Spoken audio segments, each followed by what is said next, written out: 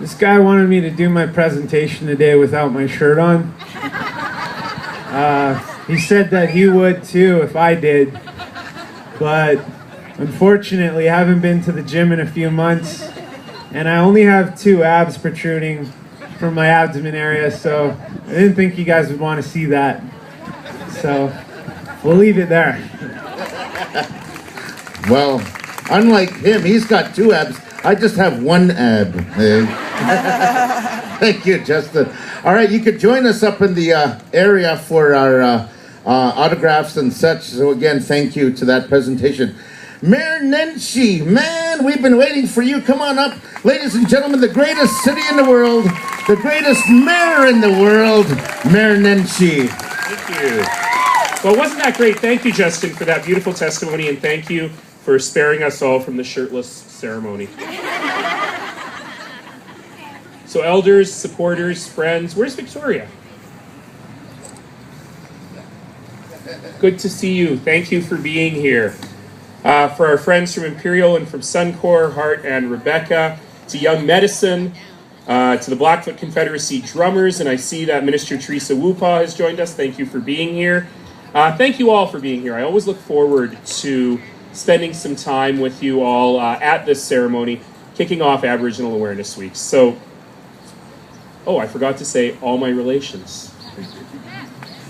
But this year is particularly special for me. I had the opportunity a couple of months ago to attend the final meeting of the Truth and Reconciliation Commission in Edmonton. At that time, I did something that is unprecedented in City of Calgary's modern history. I'm about to read you a proclamation for Aboriginal Awareness Week, and I do proclaim a lot of days and a lot of weeks. But I did something that we've never done before, which is I proclaimed a year. So this year, 2014 to 2015, on behalf of my City Council colleagues and the citizens of Calgary, has been declared the Year of Reconciliation.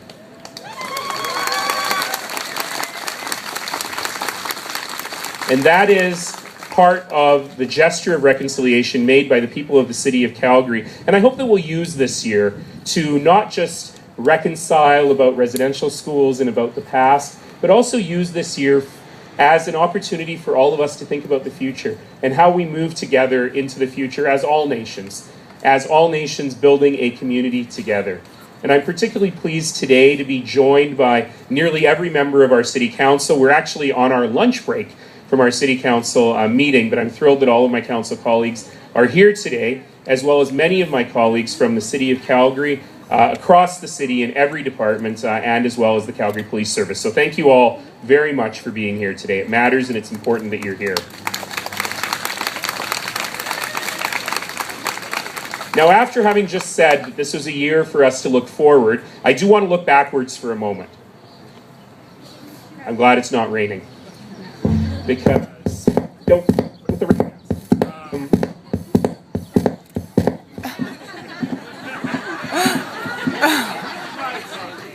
And now let's trade mics.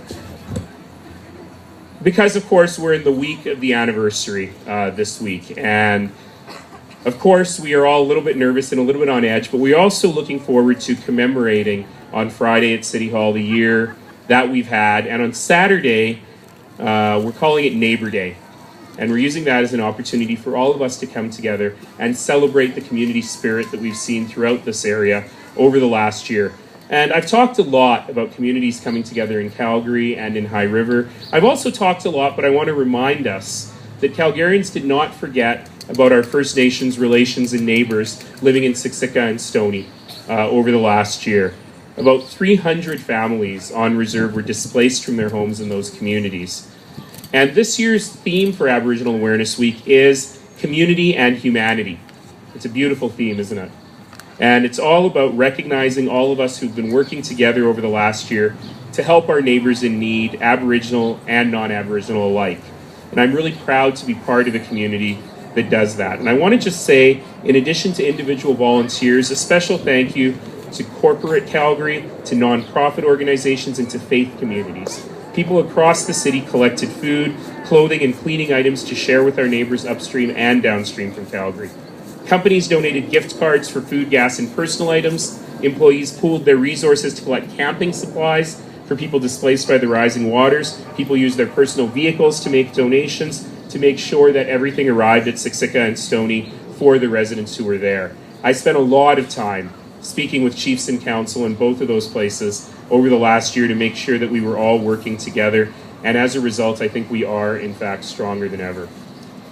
You know, we learned something over the course of the last year. I think something that we always knew, but that we were reminded of over the course of the last year.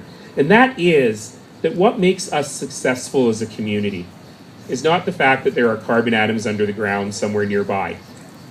What really makes us successful as a community is that we figured something out here. Something that seems all too absent in this broken world of ours. And that's just this, that we're all in it together. That our neighbor's strength is our strength, that our neighbor's pain is our pain, that every single one of us has a stake in every single other one of us. And every single one of us has a duty and an obligation to make sure that every single one of us, regardless of what we look like, or where we live, or where we came from, or how we worship, or whom we love, that every single one of us should have the chance right here, right now, to live a great Canadian life. That's what we're about. That's what we're about as a community.